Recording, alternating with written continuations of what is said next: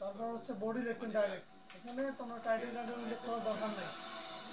HTML দেওয়ার পর body দিবেন। বডি দেওয়ার পর এখানে দেখো একটা সেন্টেন্স লেখা আছে, this is our national flower.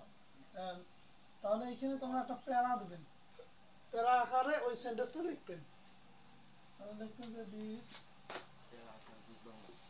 Is our national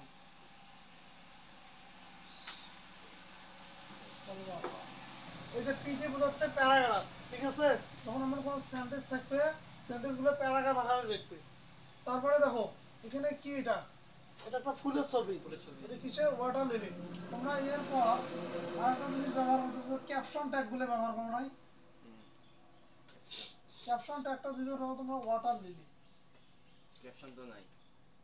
caption আছে, ওয়াটার লিলি দেওয়া যায়।